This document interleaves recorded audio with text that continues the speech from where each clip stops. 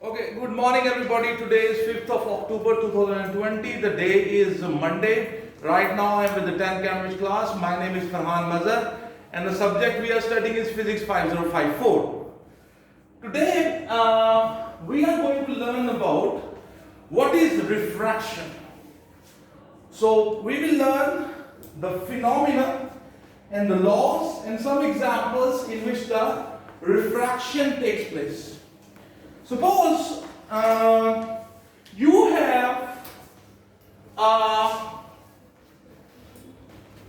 this is basically representing glass, and this is air.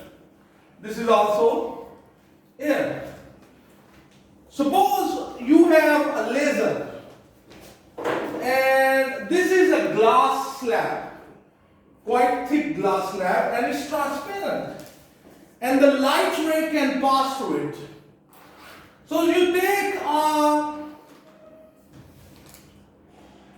laser light and you direct the laser light here. Suppose if I place the laser light here, so what will happen? The laser light will come here, and suppose if I draw this dotted line, blue color dotted line, this represents what we call it a normal, and then this will happen. You see what is happening here? The light was traveling in air and it entered into the glass slab. And then the light was traveling in the glass slab and then it entered into the air. So the light was traveling basically in one medium and it entered into another medium. So when the light enters from one medium into another medium, the path of the light might change. If the light enters from one medium into another medium and the path of the light changes, if the light enters from air into glass, from one medium into another medium, and the direction of the propagation of the light changes, we call it refraction. You see, when the light was in air, it entered into the glass. It do not go on its original path. It deviates from that path. It changes its direction. This is called refraction of the light. When the light enters from one medium and into another medium, the direction of the light changes. This is called refraction of the light. The actual reason behind this is, when the light is traveling in air, its speed is different. When the light enters into the glass, the speed of the light in the glass is different. Due to this change in the speed, the direction of the light changes. So refraction can also be defined in another way. When the light travels, it moves from one medium into another medium. And if the speed of the light will change, when the light is traveling in the air and it enters into the glass, the speed of the light changes. Due to this change in the speed of light, the direction of the light will change. This is called refraction. If I will draw a little bigger diagram, so basically what happened, there are two things happening. In one case, the light entered, suppose this was, the light was in air, and the point, this is called normal, this is the incident ray. When it entered into the glass, at that point I draw that dotted red line that is making 90-degree angle with the surface of the glass. This dotted line is called normal. This dotted line is called normal. And the angle between the incident ray and the normal is called the angle of incidence. This angle between the normal and the incident ray, this angle is called the angle of incidence. When the light entered into the glass, the path of the light changed. This is called the refracted ray. This is called refracted ray. So the angle between the refracted ray and the normal is called angle of refraction. The angle between the incident ray and the normal, that's the angle of incidence. And the angle between the refracted ray and the normal, that is called the angle of refraction. So this is what happens when the light enters from air into glass. You must have noticed that when the light has entered from air into glass, the light has bended towards normal. It has bended towards normal. When the light enters from a rare medium into a dense medium, the light will always bend towards normal. When the light enters from air into glass, it bends towards normal. When it enters from a rare medium, which is air, into a dense medium, comparatively it's denser than air, into glass, what happens? It bends towards normal. You see, another case we can study. In another case, what happens when the light, suppose if the light is traveling, suppose if the light is traveling in the glass, let's see, this is the glass, from where the light came, it's not my concern right now. The light was inside the glass, suppose. The light is inside the glass, which is dense medium, and it will enter into the rare medium, which is air in this case. So this is glass, this is air. In this boundary, I will draw normal. And normal is a line which makes 90-degree angle with the surface of the glass. This is called the normal. And the light, when goes from glass into air, it changes path, but its behavior is little different from this case. When the light enters from glass into air, it will behave like this. This dotted line is called normal. This light ray, in this case, this is my incident ray, and this is my refracted ray. The angle between the incident ray and the normal is called the angle of incidence. And the angle between the normal and the refracted ray is called the angle of refraction.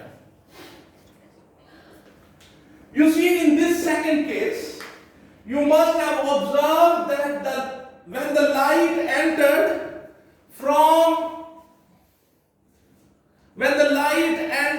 from glass into air, from a dense medium into a rare medium, the light bended away from the normal.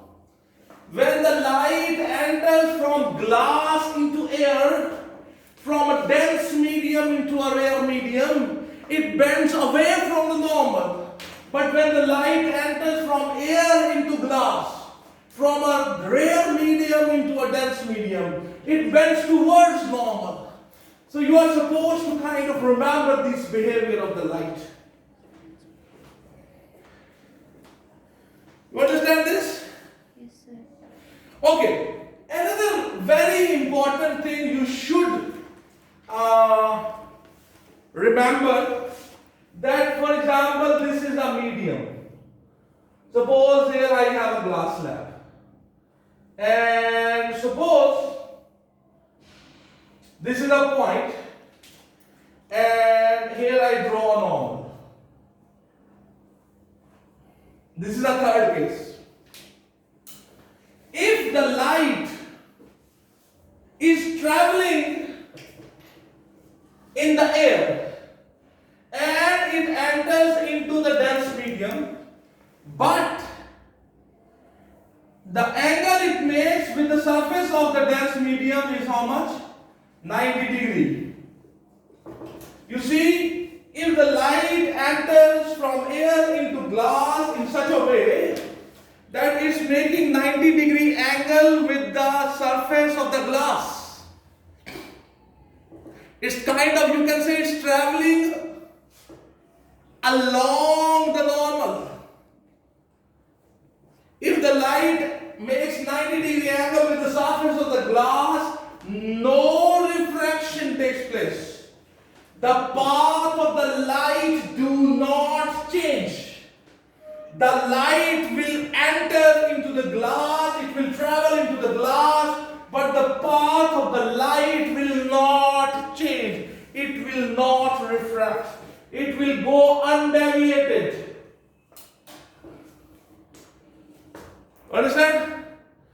If even here, if the light ray makes 90 degree angle, if it makes 90 degree angle with the surface of the air and the glass, if the angle of this light ray here is again 90, if it is 90, the light will enter into the air, but its path will not change.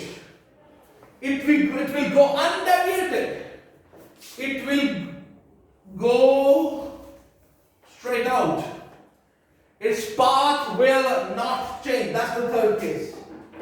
So we say the light has not gone under refraction. Refraction means that the path of the light will change. If the light will enter into another medium and it makes 90 degree angle with the surface of the other medium, that the refraction do not take place. The light although enters from one medium to another medium, but the path of the light do not change. You understand this concept? Jay, do you understand? Yes, sir. All these three things. So this should be on your fingertips. When the light enters from air into glass, from a rare medium into glass, it bends towards normal. When the light enters from glass into air, when the light enters from a dense medium into a rare medium, the light bends away from the normal. This is called a refraction of light. The refraction of the light has two laws. We call them laws of refraction. And those laws, this process is governed by those laws. This process obeys those laws. The first law is the famous laws of refraction. The first law is very simple. It says the incident ray, remember these names, don't forget that. Incident ray, refracted ray, and normal are in the same plane. This is the first law of refraction. The incident ray, refracted ray, and the normal, they all lie in the same plane. This is the first law of refraction.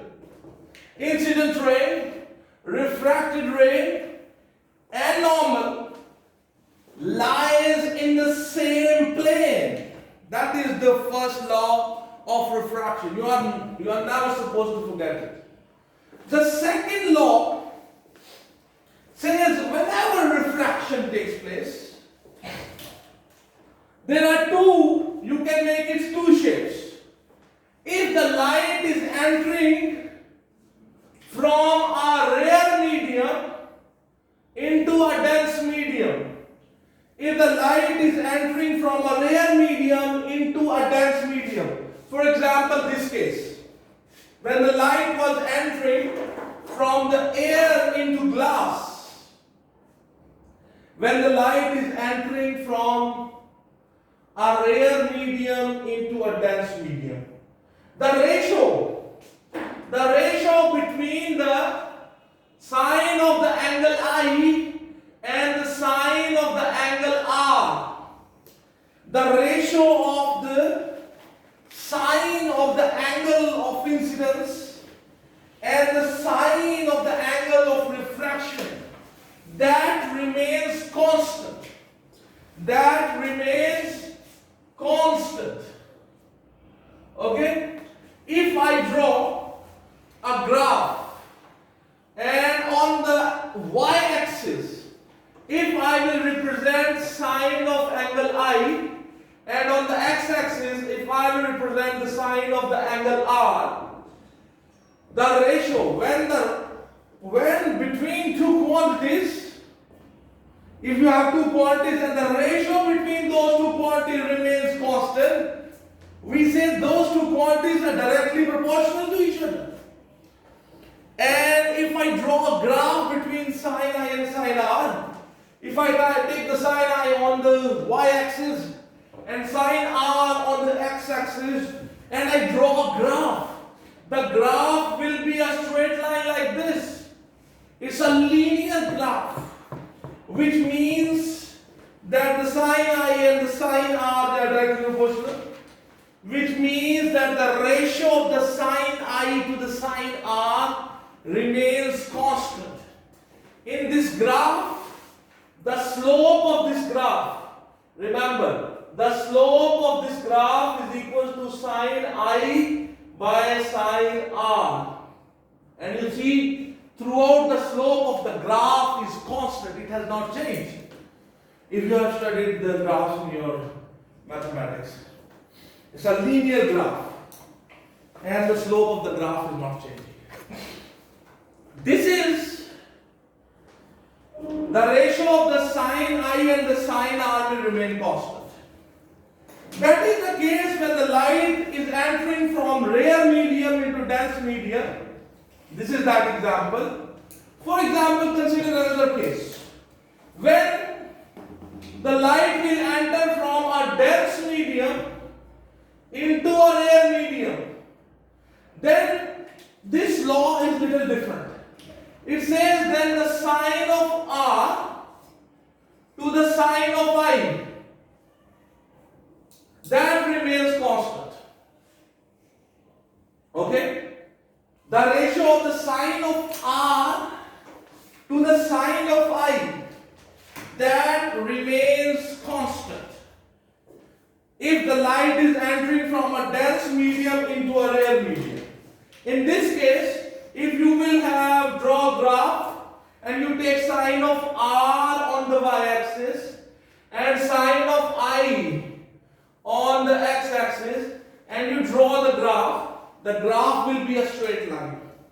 In this case, the slope of this graph will be equal to, if I take the slope of this graph, and that will be equals to, the slope of this graph will be equals to sine of R by sine of I. And you can see in this graph, the slope is constant. It's a linear graph. So the slope is not changing. So it means the ratio sine R by sine I is not changing. So this is the second law of refraction. The second law of refraction says, whenever the refraction will happen, the ratio of the sine of I to the sine of R will remain constant. Or in some cases, it could be the ratio of the sine of R to the sine of I. This holds good when the light is entering from a rare medium into dense medium. This holds good when the light is entering from a dense medium into a rare medium. This is called Snell's Law. This whole thing is called, what we call it, This is called Snell's Law. This is called Snell's Law. So, how you will remember this? You might forget that what should be on upstairs, because each formula is associated with a particular situation.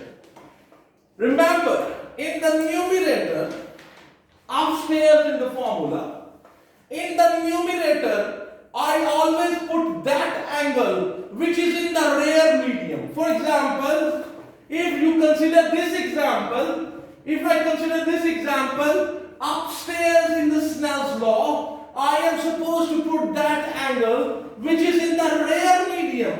So here we have air and glass. Air is the rear medium. So which angle is in the rear medium? Angle of incidence. So if I apply the Snell's law, here it should be sine of I divided by sine of R. That should remain constant. Upstairs in Snell's law, in the numerator in the Snell's law, we always put that angle which is in the rear medium. If the angle of incidence is in the rear medium, upstairs in this formula, in the numerator in this formula, that angle will come. If the angle of incidence is in the rear medium, then the angle of incidence should come on the top. If you apply the Snell's law in this case, when the light is entering from the glass into the air obviously is the rear medium compared to the glass. So whatever the angle is in the rear medium, that should come upstairs. So if I apply the Snell's law here, so the sine of the angle of R divided by sine of the angle of I will remain constant. You see, glass and air, whatever is the angle in the rear medium, whatever is the angle in the air, whether it's the angle of refraction or it is the angle of incidence, that should come on the top of that formula. You understand? You are not supposed to forget it. Okay? Don't forget it. Normally people get confused, but I gave you the tip that whatever is the angle of incidence, whatever is the angle in the rear medium, whether that angle is incidence angle or it is angle of refraction, that should come on the top. This is called Snell's law. You understand? What do you say? Okay, for example, suppose if this whole thing is clear, I can give you very quickly another example where the refraction is happening. For example, just give me 1 minute. Just imagine, suppose you have a swimming pool. Suppose we have a swimming pool. And this is a swimming pool and it is filled with water. And this is water. And in the bottom of the swimming pool, you have a light, electrical light. And the light rays are coming out. Okay? So the light rays here, they are traveling in the water. When they will enter into air, so the light will enter from water into air, from a dense medium into a rare medium. And you have learned that when the light will enter from a dense medium into rare medium, it will bend away from normal. It will bend away from normal. So this will happen. When the light will enter from water into air, from a dense medium into a rare medium, it will bend away from the normal. When you will look at these light rays from outside the swimming pool, you will know, when you will see from here, when you are outside the swimming pool, and you look at these light rays, your brain will tell you, you will get the perception that these light rays, they are not coming from point A. They are coming from point B. When you look at these light rays from outside the swimming pool, you will get the perception that the light rays are actually coming out of B, point B. An interesting thing will happen. This is the actual depth of the swimming pool. This is the real depth of the swimming pool. And this is the apparent depth of the swimming pool. When you stand outside and look into the swimming pool, the depth of the swimming pool always appears to be shallow. The depth, when you see from outside, the depth of the swimming pool always appears to be less than the real depth. In this case, remember one thing, the depth, real depth, if you divide it with the apparent depth, that also remains constant. This constant is called, I am giving you a new word, we call it refractive index. In my next lesson, we will be working on this refractive index thing. So whenever you look into the water, the depth of the water will definitely be, apparently it will be less, but the real depth will be always larger. So thank you very much everybody. Today is 5th October 2020. The day is Monday. Right now I am with the 10th Cambridge class. My name is Ferhan Mazher. Subject we are studying is Physics 5054. We were working on the refraction of light. God bless you. Thank you very much.